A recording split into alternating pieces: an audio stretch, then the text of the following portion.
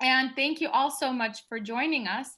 I'm really excited about today's conversation. Um, and so this is part of our Jewelry Confidants series that we've started here at New York City Jewelry Week. I should introduce myself. I'm Bella Naiman. I'm one of the co-founders of New York City Jewelry Week.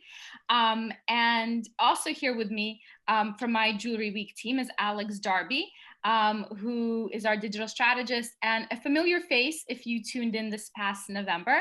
And then, of course, we have Hank Siegel and Jade Trau, our distinguished guests for today. And I'm so excited to have them for this Jewelry Confidants. And we did have a little tech glitch. We actually went live 10 minutes earlier.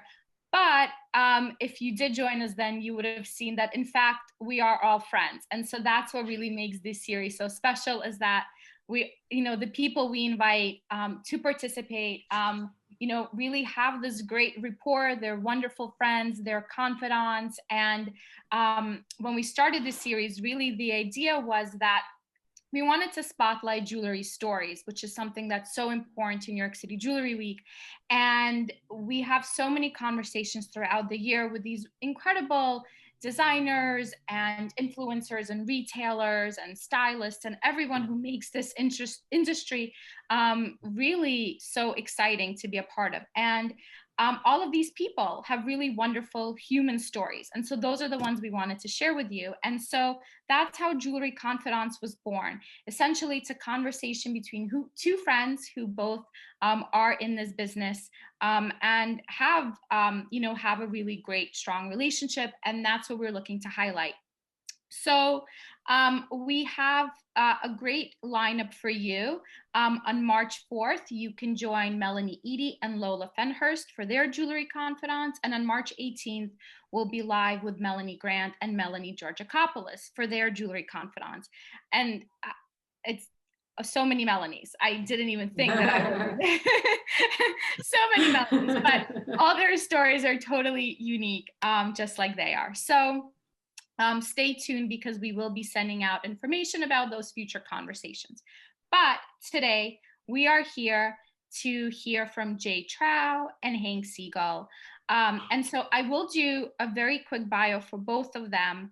But I also don't want to give too much away, because that is really the essence of today's conversation. But I will start with you, Jade. Jade is an American fine jewelry designer based here in New York City, classically trained by her Belgian grandfather to become a fifth-generation diamantaire. She has studied the arts of diamond appraisal, selection, and fine jewelry design. With over 15 years of experience traveling from De Beers offices in London to the diamond bourses in Antwerp and Israel, procuring the best in rough and polished diamonds. Jade also has an innate understanding of how women want to dress and feel now, and designs fine jewelry that allows them to express their personal style. And I actually, when Jade joined earlier, was going to say, Jade, what are you wearing? Show us, I want to see. What am I wearing? Good question. Well, it's a good sign that you forgot. That means these are pieces you live with and you wear every day. So they're like second skin. So that's right. Or I'm test driving something, which I'm often doing. And we have Hank Siegel, who's the president of Hamilton Jewelers of Princeton and Palm Beach. Founded in 1912, Hamilton is nationally known as one of the premier heritage fine jewelry brands in America that remains family owned. Hamilton and the Siegel family have a 108-year history of industry and community leadership, innovation, elegance, and integrity. Hank is the third generation of the Siegel family at Hamilton, joining the company full-time in 1981. And I won't sort of go into too much more, because that really is the conversation here today. We rarely title these Jewelry Confidants, but for this one, I thought Between Families would be so appropriate, because the Trau and the Siegel family have been doing business together for 75 years.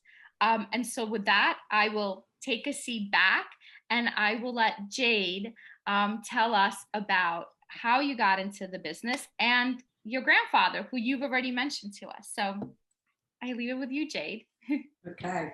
Well, first of all, thank you for thinking of me to be part of this conversation and for part of this program that you have.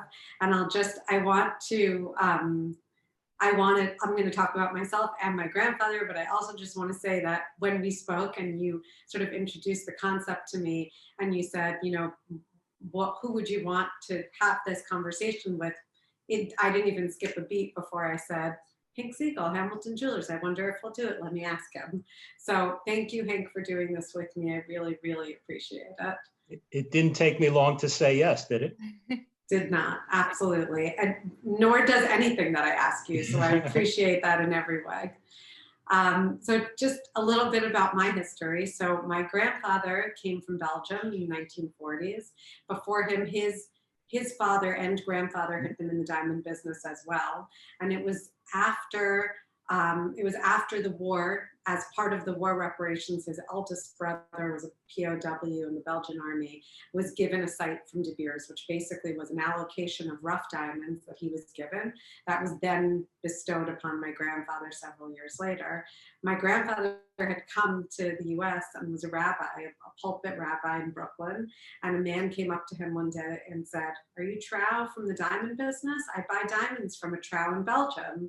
And lo and behold, it was. And my grandfather quickly transitioned. He always remained a rabbi and always remained very studious, but he moved into the diamond industry. And many years later, because it skipped a generation for my cousins, for his brothers in Antwerp, and for myself, my grandfather, when I was basically looking for a job, a part-time job. I went to NYU, and he said, "Come to the office." And I spent maybe one day a week putting the little cottons inside the parcel papers so that the culottes didn't hit each other. And within 6 months of doing that, my grandfather said, I don't think I should be going to Belgium anymore, to London anymore, to De Beers. I'm too old. I'm 80 already. You go.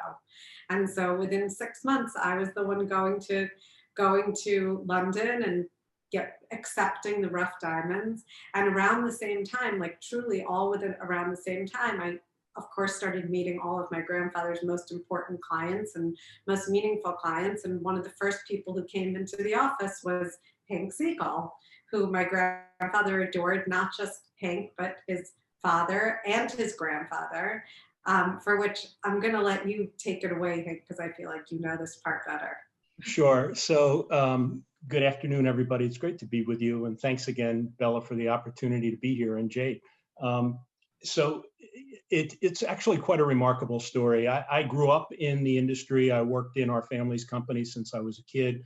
Always knew that I wanted to get into the fine jewelry world and work for our family business. So I graduated from college, went for my MBA, then studied at the GIA, and finally, while I was going to the GIA, I was working in the business part-time and came into the business full-time in the early 1980s. And after working a few months within our company, my father said, "Okay, I want you to go visit Mr. Trau, and you're going to choose, some diamonds we need to fill in on, this size and this quality and whatever." I've called him, I've made the appointment, and go visit. So I did, and we sat and talked for at least an hour before we looked at any diamonds, and talked about just what we're talking about today, our family's history, which began in 1946 and actually was documented in the book that Hamilton did for its 100th anniversary, speaking about the partnerships that we've had for so long. So our company started in 1912. My grandfather bought the business in 1927. One of the first relationships he established in 1938 was with the Patek Philippe Watch Company, very prestigious. In early 1946, he established a relationship with the Rolex Watch Company, and then decided that he wanted to have direct access to diamonds, to be able to import diamonds from overseas, from where they were being cut in Belgium, and established a relationship with Solomon Trau. So Mr. Trau sold diamonds to my grandfather. He sold diamonds to my father, who joined our company in 1955. And then there I was, being sent to New York in early 1983 to buy diamonds from Mr. Trau, which I did, I think, successfully. I'm sure you did. Pretty successfully. And just to give you an idea of the connection that he felt, and certainly that I felt, he took the time to write a note to me, which I have here. And we keep it on file in our family, in our company archives. And it says, "Dear Hank, it was indeed a pleasure to have you in my office, and I definitely deem it a privilege to do business with the third generation of the Siegels. My wish for you, dear Hank, is that you should go in the footsteps of your late unforgettable grandfather, who just recently passed away, and your beloved father, and may you be most successful in all your undertakings, and I look forward to seeing you again soon. Solomon Trau." So, who takes the time to do that, right? I mean, it just indicates how strong the relationship was. And, when I think about what has made our company successful for 108 years, it comes back to our core values. And first amongst those core values is relationships. And it's not only relationships with our clients and within our communities where we do business, but with these partners that have enabled us to be successful for so long. So naturally, when I had the opportunity to meet Jade and she sold me diamonds, it sort of extended that relationship. And it's quite amazing, and I think very rare, although we are in an industry dominated by closely held and family held businesses. I think the multi-generational aspect of this is just incredible. Yeah, it really is. And it's just also, to me, as the generations go by, it becomes more and more fragmented, right? And a little more diluted. And so like the idea that it's been such a committed friendship and such a committed, loyal partnership. I mean, so just to bring my career full circle, I was a diamond buyer for many years, working with my grandfather and doing that. And, we were reminiscing, leading up to this. But I remember the first time Hank had come to the office a couple of times, but the first time that I went to the store, and I walked into the store and we sat at your desk, and you did a bunch of buying, and I almost can even remember that you bought some parcels of quarter carat fancy shapes. I have a vague memory even of what you bought. And as we were walking out, I pointed out a Rolex in the case that I loved, that I just thought was so beautiful. I said, and you said to me, "That's a men's watch." And I said, "I know, but I want it. I love it." It was like 1999 or 2000. People weren't doing that yet.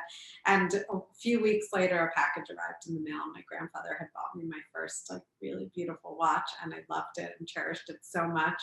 And I'm years later, when I decided that I wanted to start a jewelry company, mostly because, the world has changed a lot, and we were manufacturing diamonds in New York. So we had a diamond cutting facility that was right across the street from where we were selling. And so it was dynamic, and we were adding value, and the rough and the polished was coming in every day, and we were going to GIA every day and picking up. I mean, you remember my grandfather would call you every day and say, "Yeah, I have a brand new stone." And when he said brand new, it was brand new. Yeah.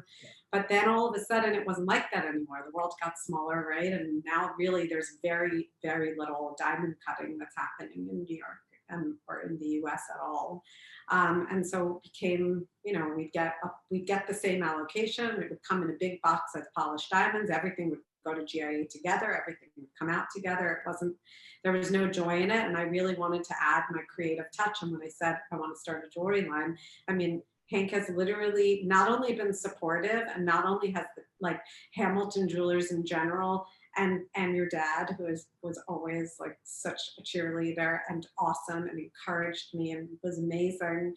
But I feel like I wouldn't have had the guts or the wherewithal, or the amount of times that I just called you to say, "How do I do this? What do I do about that?" Where does one buy displays from? I'm doing my first trade show. Yeah. So, it's happening. Yeah, but come on, all of those things, where do you buy displays, and how do I, get into the designer room at Couture or whatever? Those are easy things. The guts and the wherewithal you have, believe me. That's what's made you successful, and that's what's part of your DNA from your family. Thank you. I hope so. I think so. I definitely think there's pick yourself up from your bootstraps, which I think is basically this whole industry, right? You have to just constantly be resourceful and think on your toes. And I feel like it's different from other industries in the sense that like your inventory is heavy, right? It's big and it doesn't turn. It's not like the fashion business, right? Where at the end of every season, you're like, okay, this is going on sale. This is out with the old, in with the new. No, you probably have pieces that my grandfather sold you that you probably still own somewhere in the back of the safe, right? Yes. I mean, Yes.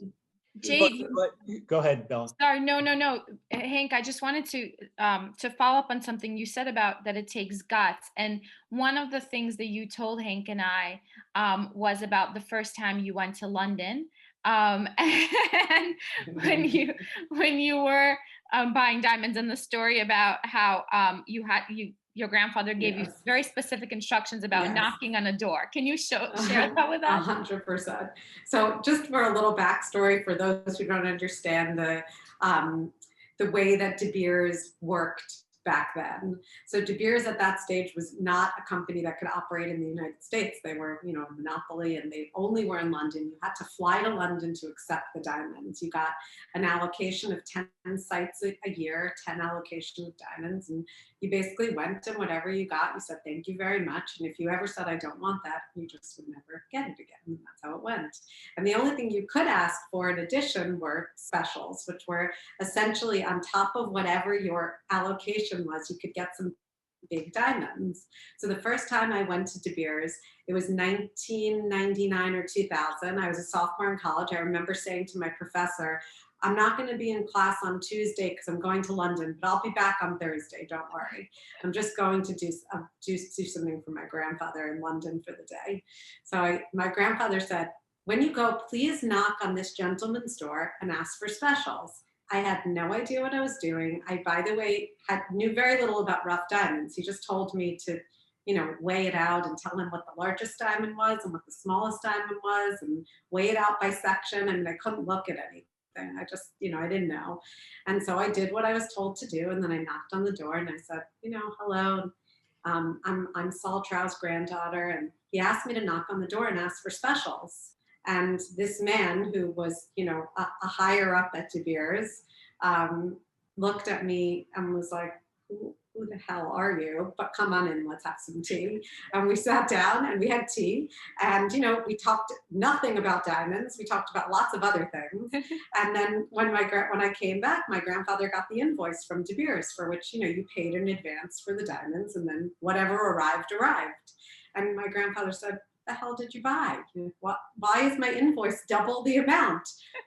This gentleman had given me two specials, a 20-carat diamond and a 15-carat diamond.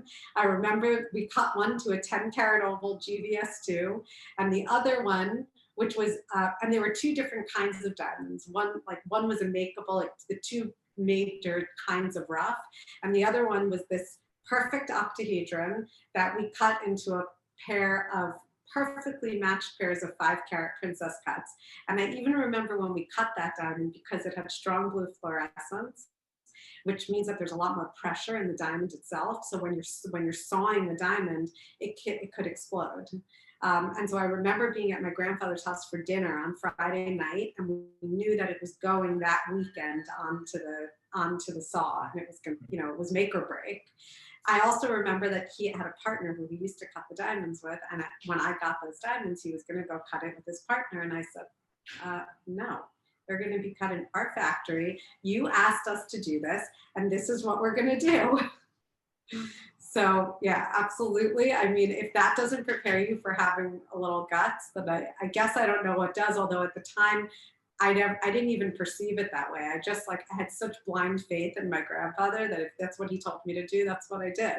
Yeah, but that was such, I mean, for those who are listening, to put yourself in Jade's shoes at that time in the diamond industry, if you were designated by De Beers, if you got anointed by De Beers to be a site holder, to have the privilege to fly to London once a month, to walk into this monolithic building in London where De Beers headquarters was, where nobody was allowed in, and you were put in a room and handed a box of rough diamonds that you prepaid for, right?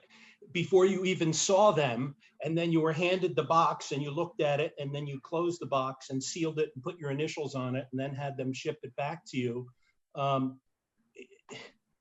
You know, this was all the stalwarts of the diamond industry, right? The people who were really the higher ups. And here this young woman shows up, a sophomore in college, and says, "Hi, I'm here to get my grandfather's site, and can I have some specials?" I mean, that was kind of unheard of in those days. That was so, you know, when we were talking about earlier about, you know, having the wherewithal to make it on your own, don't let this woman shortchange anybody, because she's got what it takes. And Jade, you also had, well, when I was asking you, you said that your grandfather wasn't necessarily sort of preparing you to become a jewelry designer. I mean, he really wanted you to remain in the family business. Is that true? I mean, not only that, the reason why I started Jade Trau as a company was because a lot of my friends were getting engaged and they wanted, you know, diamond pieces of jewelry. And my grandfather said, "I won't sell it off my company. We only sell diamonds. The only thing we sell is polished diamonds." So I started a company called Jade Trau. His company was Trau, because I would buy the diamonds from him, and then I would make the piece of jewelry and sell it as a original Jade Trau piece of jewelry. So very much so, we were very separate entities. And I mean, now I'm sure he would be proud of me, but for a really long time, he did not get it at all. You also had said that, and I really love this. You said your grandfather knew exactly what he was doing when he sent you to London, or when he sent you, you know, to Hamilton's. Like, he sort of knew that he was training the next generation. And I really love that so much as well, because again, you know, hearing how both of your families, and same with you, Hank, I mean, third generation, right? It's like, it's this passing of the baton. And passing of all of the knowledge and the skills and the relationships, of course, as you know, we clearly see here. But I love that you also talked about how on many occasions you were sort of the only woman in the room. You know, when you went with your grandfather to sort of different, you know, even when you were having lunch sort of at the Diamond Dealers Club, and we have some photos as well that I'll show shortly. But what was that like? And I mean, and again, Hank kind of alluded to that as well, you know, like the fact that you showed up, like you went to this, you know, De Beers building, and like, you know, as a young woman, I mean, it was a really big deal. I mean, it's a funny thing, because on one hand, my grandfather was incredibly conservative. He was religious. He was a rabbi. He was, you know, I mean, I found an old speech of his when he passed away, where he talked about how the Beatles was corrupting our youth, like that he wrote at the pulpit in the 60s. And then on the other hand, you know, and then on the other hand, I guess he sort of evolved. Sorry, my computer's something funny. He sort of evolved as time went on, and it's funny how much you can change, and how, I mean, Hank, was your dad always like a softie? Because he was always so kind and so like loving to me, that I wondered if he was always like that. I mean, he was pretty disciplined. You know, he served in the Army and liked things, you know, to be nice and where they're supposed to be, and would polish his own car and shine his own shoes and make sure everything was, you know, just right. But you know, he always had a soft spot for people who had a passion for our business or any business where they worked, and that's, you know, that's the amazing thing about our industry. As I said earlier, it is a multi-generational industry, but the product that we sell, the designs that we sell, the beauty that we sell, I mean, it speaks to you, or it speaks to the customer, and we develop a passion for it. And I really believe that, you know, if this industry is in your blood, it's in your blood, and it's kind of hard to remove yourself from it, because you're compelled by the product. Yeah. And I know people have asked me, just to digress, you know, in difficult economic times like we're experiencing now, what is it that's going to keep the consumers coming back to the fine jewelry stores, and it's always about the product. You know, the product has to, the designs, the innovation of the creative designers like Jade and so many others, and new designers, that's what's really going to keep the customers interested and engaged. So, you know, I really believe that, you know, our industry is unique, and if it's in your blood, it's in your blood, and you know, that's what makes it so much fun. It's true. And then, so I guess in that way, I think my grandfather knew it, because at some point, Yeah. you know, I experienced several bad economic moments with, you know, in the industry when my grandfather was very active in 2008, and, you know, several times. And at one point, I remember even saying to him, this was really early on in my career, I said, you know, maybe you should just close. You're in your mid 80s, and, you know, it's like, I think that it's enough, you know, and I'll stay with you until the day you close your doors. And, you know, and he said, what will you do? So I said, I'll go to law school. I could be a good lawyer. And he looked at me and he absolutely refused to close his business. He said, it was in my blood. He said that I had a knack for it. He used to say, you're a natural, Jade, you're a natural. And so I guess he kind of knew that if it wasn't going to be this, it was going to be something else, and that I was going to be, that I did have it in my blood. And I mean, I don't know if I mentioned this or if you know this, but when I found my old 6th grade yearbook, my future profession said jewelry designer. And it was like something that the rest of the class had put in there. I was 12 years old. So I guess somewhere it was there, you know?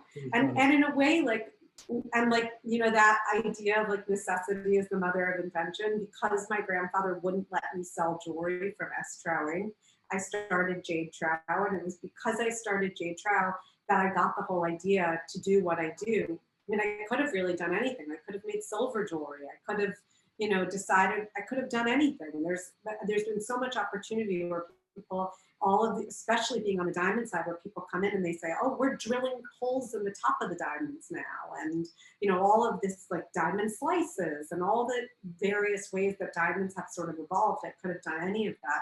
But instead, because I was making classic diamond jewelry, the whole concept of the collection of being sort of your new diamond classic and a derivative on classic pieces, it never would have happened had my grandfather not said, you can't sell that, you can't do that, try it, go find another way. Yeah. So. Yeah, but also that type of design philosophy, Jade, is very much in keeping with the DNA of your family, right? Evolving from diamond cutting and manufacturing to taking those traditionally cut diamonds and incorporating them into modern contemporary designs.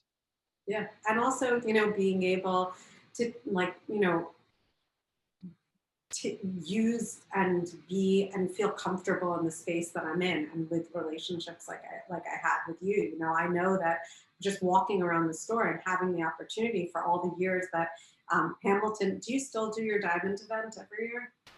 We were just talking about it the other day. We used to, it was very, very successful. We've taken a break from it, but we're thinking about bringing it back in a different form. Yeah, well, I hope I'm going to be there still. For sure. Because when back in the day, Hamilton used to do this diamond event every year, and there were the people who had finished diamond jewelry, you know, well-made diamond jewelry, and they would be up in the front in the cases, and I would come with my big box of diamonds. It used to be my grandfather or someone who worked for my grandfather, then it became me, and I would sit in the back with Hamilton's like diamond inventory specialist, and the salespeople would come and they'd say, we need a 1 carat diamond, we need a 1/2 carat this, and I would just feed them diamonds. And I would go onto the sales floor and literally I'd be like, I want to be there. How do I get there? And the first year that I made a few pieces of jewelry, and this was even before I started Jade Trau, there was like a very brief period of time before I had my kids where I had a very small collection. And I said to Hank, I have a few pieces of jewelry. And he said, you can have that spot right there. And he gave me 3 feet of case. And he said, don't worry, someone else will work on, we'll take the diamonds out of the box. You can be in the front. And I remember selling a pair of earrings that I really, really loved. And I was, and like a big pair of diamond earrings, and being so like, wait a second, this can be done. I think I can do this. So in a lot of ways, I actually think it might have been the first piece of, like, technically the first piece of designer Jade Trau jewelry I ever sold. Do you keep do you have like those sketches and the designs? Are you starting an archive, or do you have an archive in the same way that, Hank has? I 100% do. Now it feels like, because then I think a year later I had my kids and I just totally decided that, I think one thing that in any business, right, you got to we're finite as individuals, as humans, we have finite amount of energy and you have to make a choice of where you're going to put it. For me, I had twins and I just decided to completely divert all my attention into being a mom and just doing enough to be there for my grandfather for several years. I mean, I was still going to the office and I was doing whatnot. My grandfather, by the way, was not big into maternity leave.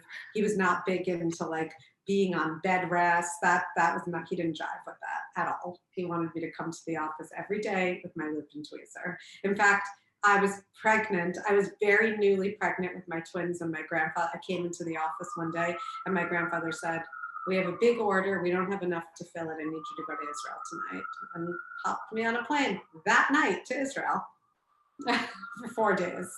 Wow. So, he definitely taught me work ethic. But at that time, it feels almost like I should take it out again, because the truth is it's not that far away. Like stylistically, it might feel different, but in its real iteration, it was really paying homage to classically cut diamonds and just honoring what a beautifully cut diamond looks like.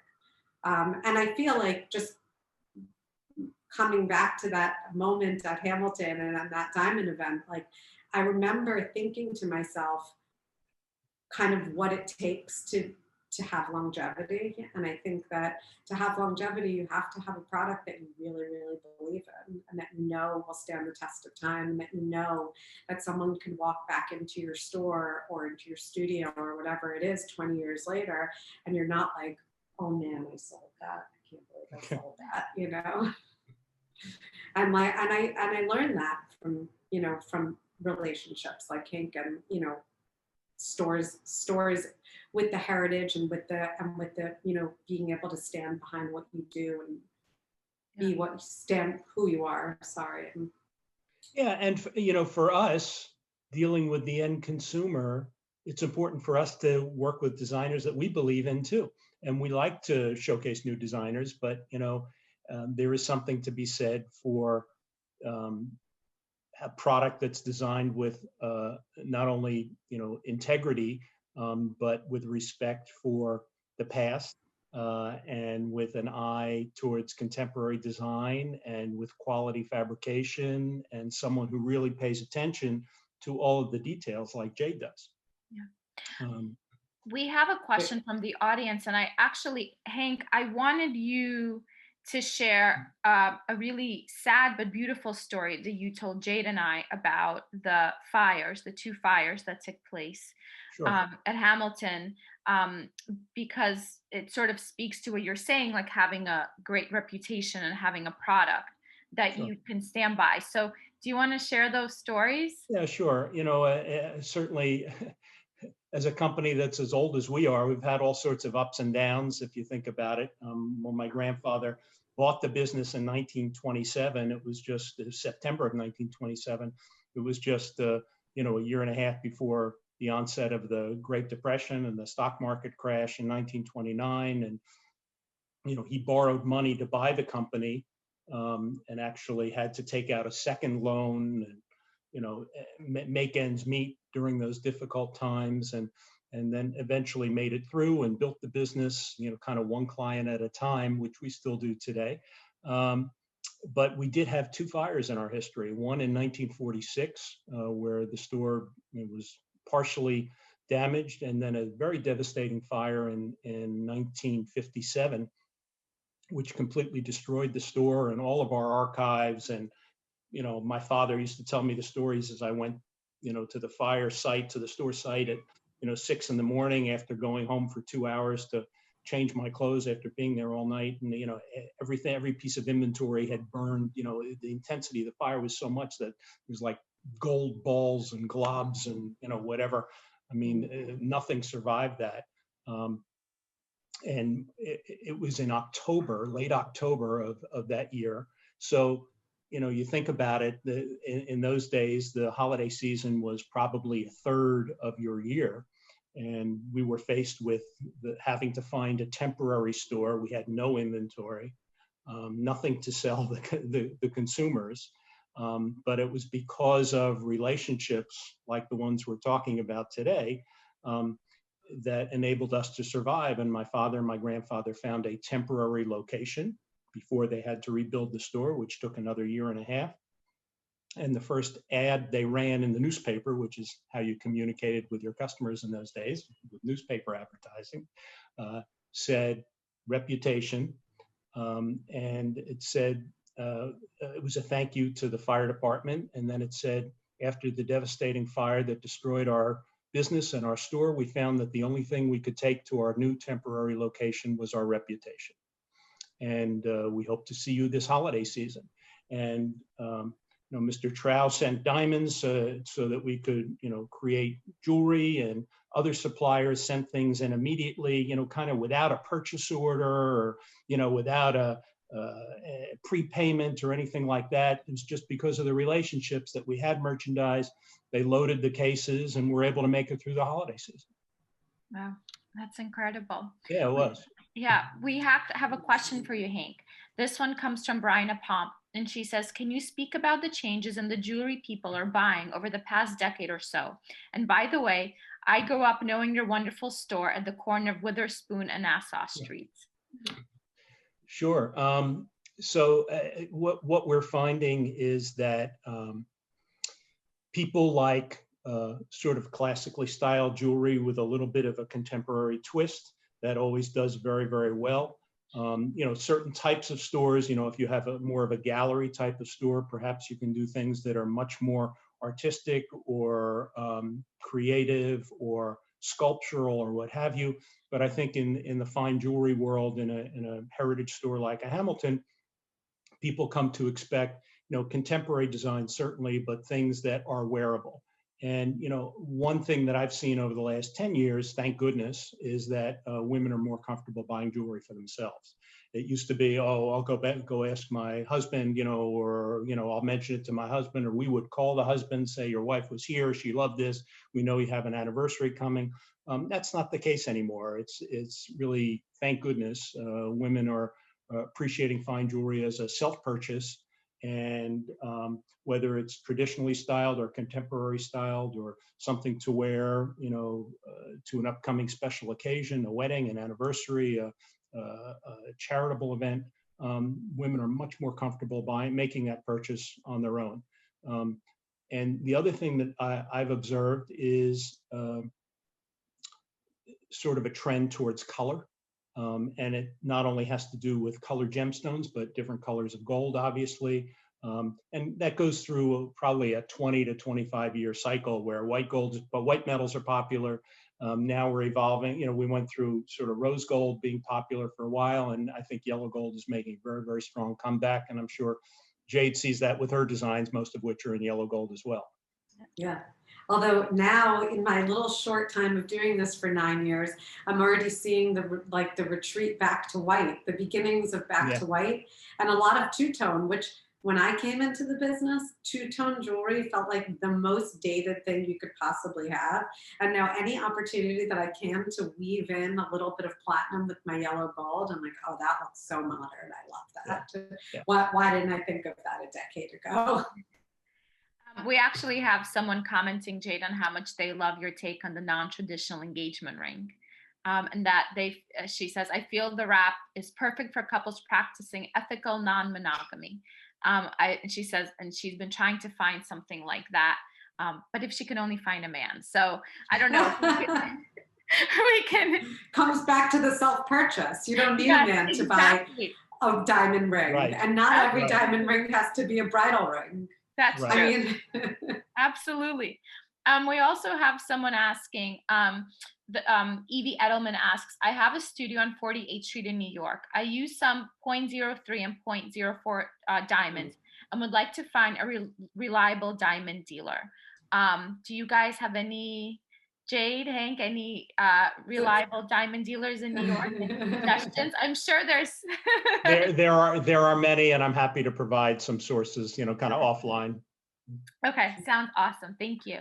But Jade? with that said, I'm just gonna say about, because we talked a little bit about 47th Street, and I know that that's a theme of Jewelry Week in general, and something that you're always trying to demystify. And I will say that at the end of the day, there are plenty of ways to find people on 47th Street, and I think it's the same kind of thing of using your gut and relationships and having a good instinct, which, by the way, like, of all the things my grandfather taught me, one of them was to have guts, and the other one was the smell test. You really have to have a good instinct for things. You have to just kind of know, and I think I have so many stories are coming into my head at the same time, and I'm going to totally digress from this for 1 second, but I'll come back full circle. There was one year I was in Basel. I was not showing in Basel or anything like that. I was just there. And Hank was there with his whole team. And at some point, and he kept seeing me wandering around. And at some point he said to me, why don't you spend an extra day or two? You can wander around with me and with my buyers and watch how we buy. And I was like, are you sure? He said, yeah, of course. I, of course, took it full circle. And at some point he had to tell me to stop talking so much because I was making way too many suggestions. I was like, I don't like that color. I don't think you should get that. It's not a good one. But I do think, what it kind of taught you, as I watched and I observed a buying team walking around a place like Basel, which is, it's enormous, and the amount of jewelry and choices you have, and from different countries, and watches and product, all from through to all different product varieties, that you really do kind of have to go with your gut, and your gut on the product that you're choosing. And obviously there's knowledge, there's basic knowledge. This is well made, this isn't, there's, you're going off of, I'm sure, I have an open to buy here and whatnot, but there is a large part of it where it's trust and gut. And if you meet somebody who you intrinsically trust, and you have the wherewithal to be able to look at a 3-pointer or a 4-pointer and say, this is a nicely made diamond, and you're asking all the right questions, do you practice Kimberly process? Do you assure that all these diamonds are natural? Do you do anything to make sure that there's nothing lab grown inside this parcel of natural diamonds? And you can decipher, and you can look in a color card, and you can do some basic diamond grading. You're already ahead of the game, And that, that adds to a follow-on on the earlier question about how things have changed in the last 10 years in terms of what we sell. We used to, buy stones and create jewelry, or find a beautiful finished piece of jewelry that we thought would be suitable for our inventory, and we would buy it. Now we ask, are the diamonds sourced ethically? Where does the gold come from? Tell us what you do to test for synthetics. Are you part of the Kimberly process? Where are the colored gemstones mined? Where are they cut? What type of labor is used to create this piece of jewelry? All sorts of things that, as, again, in keeping with our core values of responsible practices, I think it's incumbent upon us to be asking and requiring of our suppliers. And it's important for us to be able to look at the client and say, we've done our homework, and this is what you're purchasing. Yeah, that's great. That's wonderful. Thank you. Thank you for saying that. We have another question. This one is from Edith Batchelor. And she asks, what if you have a passion and connection to jewelry, but do not have a familiar connection? How do you get started? I'm sure you get asked that a lot, Jay, too, and Hank as well. How do you get started in this industry? Go ahead, Jade. Well, I think there are so many different resources. First of all, you have to decide in what part you want to play in the process of your company. Are you going to be somebody who's going to learn how to be a bench jeweler, and you're sitting and you're going to take bench jewelry classes where you're actually going to be fabricating it yourself? And do you want to do it in an artisanal way like that, where you're going to sit, create a piece, sell it, one-offs, 5 at a time, 10 at a time? Or are you going to be designing? And then again, it comes down to, you know, really, I feel like I just asked 1,000 questions, because while it feels like the diamond industry and the jewelry industry are one and the same things, it really isn't. There was, I mean, my learning curve was so enormous. I mean, I made so many mistakes I can't even tell you. And I think I mentioned when we started talking that the first manufacturer that I had to kind of break up from was treacherous for me, because I really trusted him and I thought that he knew, and he manufactured for lots of different, you know, very well recognized companies. But then I started seeing very quickly that I would, you know, because I had such a trained eye, and would put a loop on it, and I'd say, wait, is it supposed to look like that? What are those little holes inside the gold? And then someone else had to say to me, that's porosity, Jade. That's when something wasn't casted well, and there's little holes and there's little air pockets. And then I'd bring it back. I'm sorry, I can't, there's porosity in this. I mean, I didn't even know what the word porosity meant. So, you know, I think that if you have a little bit of a defined idea of where you want to go and how you want to approach starting a company and what kind of designer you want to be, then it's just you ask and you ask and you ask and you make mistakes and you fumble and then you get back up and you're incredibly and arduously determined. And then there's so many, you know, different outlets in terms of trade shows. There's regional trade shows, there's national trade shows, there's now with the internet, I mean, look, you just open a Shopify site and you're in business, right? You go on Etsy and you're in business. I always encourage people who are looking to get involved in the industry and learn more and learn different skills, whether it's working at the bench or designing or learning about gems or learning about diamonds. The best first step is to enroll in a GIA course. That sort of is the jumping off point. You know, it enables you to sort of choose what your passion is, or take all of the courses and then make a decision. But that provides a great foundation, not only instructionally, but also from a networking standpoint. Gives you the opportunity to network with other people who are in the industry, who have a passion for the industry, involved in different aspects of the industry, make those connections and help to get going. We had another question from someone about the types of exhibitions or shows that you suggest for, it says students or fresh graduates, and this is somebody at the Royal College of Art in London. So I don't know if, I guess international exhibitions, and if there are any that you attended, both of you attended, that you can recommend. You're talking about to exhibit your designs? Well, you know, I'm not sure. The question says, any good jewelry exhibitions shows you suggest for students or fresh graduates? So yes, I guess let's think about where would you recommend to exhibit, perhaps? And I know, you know, right now also the landscape, I mean, it's so different, you know, given COVID. Yeah. So I think the world of jewelry exhibitions has gone through a seismic shift in the last 18 months. Jade mentions Basel. Basel is no longer as we knew it. And that used to be where the world came to see not only gemstones and diamonds and finished jewelry and jewelry supplies and jewelry manufacturing equipment and watchmaking equipment and watches. So that doesn't exist anymore. The JCK shows and the couture shows and the Hong Kong shows are really the, you know, the premier exhibitions. And then there are a couple of shows in the UK as well. Oh, I see someone just popped up and mentioned one of them that give visibility in the European market, as well as the Vicenza shows.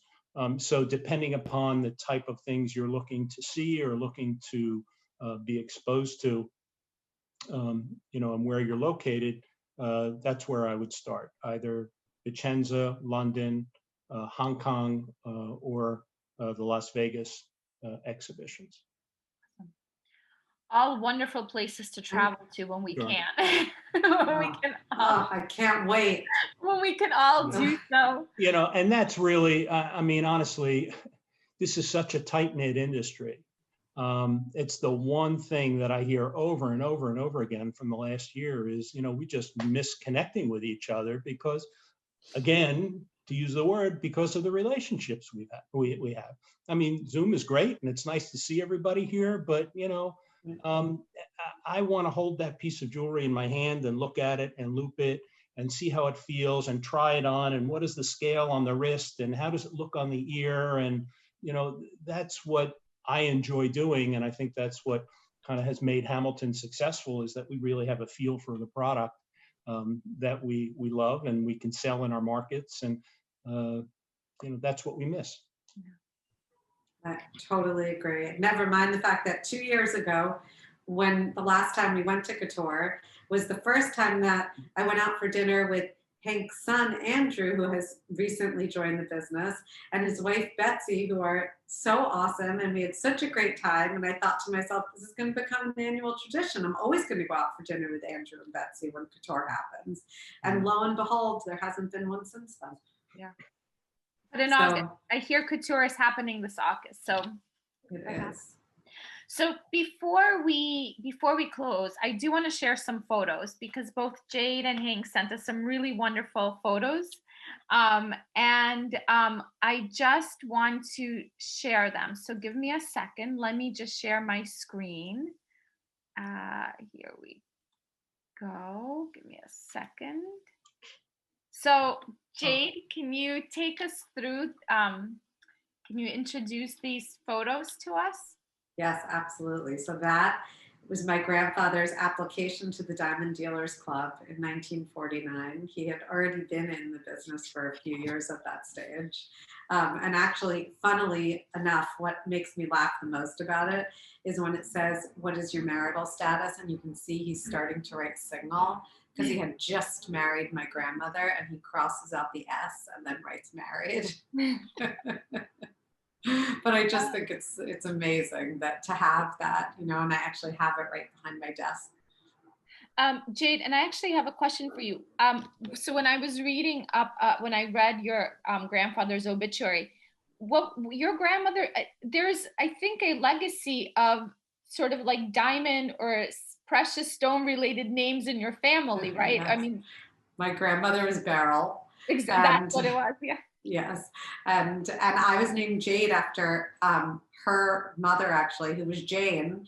But my mom had a really big crush on Mick Jagger, and he named his daughter Jade. So I was named Jade. And funnily enough, Jade Jagger was also a jewelry designer. Yeah. So all these different reasons, It was meant to be. Okay, yeah. I'm going to go to the next image. So that's my grandfather and his diamond cutting facility in the 1960s, the early 60s, I think. And then it was really cool. And another photo in that same elk. And then here he is. And that you probably remember that well, right? That's where you did the bulk of your buying. That's probably where I would be sitting on across the table there on the right. That's it. So that's basically where I saw my grandfather every day, every morning from 7:30 in the morning until 6 o'clock at night, looking at diamonds, getting on the phone, making phone calls. And he was the consummate salesman, which at the end of the day, that is really that's it. I mean, you're only as good as your last sale. Unlike anybody I have ever dealt with in my 40 years. I would call to say hello just to see how he was doing and end up buying diamonds. I mean, you have to buy something from me before you hang up the phone. Solomon, no, I'm not going to let you hang up. Jade, who's in the picture behind him over the shoulder up against the wall? I think that's my older sister giving him a kiss. All right, and here we go. Our last photo. Okay. But I have a really good story with this photo that I have to tell, even though it's a picture of your dad. So this was, my grandfather had passed away that December, and this was the first couture after he had passed away. And I submitted a design to the Best in Bridal for the bridal category for the Couture Awards, and I won. And I was shocked. And I'm walking back. They just changed the awards, and I think they had maybe miscalculated what the award was. I mean, it was like it is like a 50-pound block of, I don't know what it is. It's like black onyx. I don't know. I'm looking at it. I could bring it and show it to you. And I'm holding it like a baby, like with my heels on from the theater to get back. And I see Mr. Siegel, and he's talking to his security guard, and he's lost. And he looks at me and he said, "What is that in your arm?" So I said, I just won an award for best in bridal. And he stops and he puts his hands on both of my shoulders and he said, "I am so proud of you. I'm so proud of you. I never doubted it, and I am so proud of you." And I said, "Thank you." And I said, "Where are you going? What's happening?" He said, "I'm trying to find my family. They're eating sushi. I don't know where they are." So I said, "I'll walk you over there." So we walk across the casino and we come back. And as I'm walking back, I'm thinking to myself, wait, hold on. Of all the people that I bumped into the minute that I won this award, the only person that I would have wanted to share it with is my grandfather. And the only person I couldn't share it with was my grandfather. It's like, if that's not divine intervention, I don't know what is. So, and we took a picture. Beautiful. Beautiful. I'm gonna stop my share. Thank you both so very, very much. This has been just tremendous. I really appreciate it. This has been just such a lovely hour to spend with you both, to hear your stories, to, I don't want to say get to know you both better, because I feel like over the last couple of weeks, I've really had such a pleasure and it's been such a treat getting to hear these stories. So I'm just really glad that we were able to share your stories with the audience. And we're getting a lot of thank yous, and so we have Jade. I'm just gonna actually read this one. This is from Eric Grosbart, and he said, "Jade, I had an office in 580 right next to your grandfather. He was a real gentleman." So thank you all so very much. Have a wonderful rest of your day. Stay safe, stay warm, and thank you both, Jade and Hank. I can't thank you enough. And to everyone who joined us today, thank you. So we'll see you back here on March 4th for another Jewelry Confidants. And if you have any questions, please feel free to, find both Hank and Jade, Hamilton Jewelers and Jade Trau. They're on Instagram. If you have questions, please feel free to reach out to them. And if yes, you have please. any questions, happy to take any and all questions and help as best possible. I can contest to that. Thank you. Thank you so much, Hank. Thank you, Bella. Enjoy your day. Bye. Bye, everyone. Thank you so much. Bye, everybody.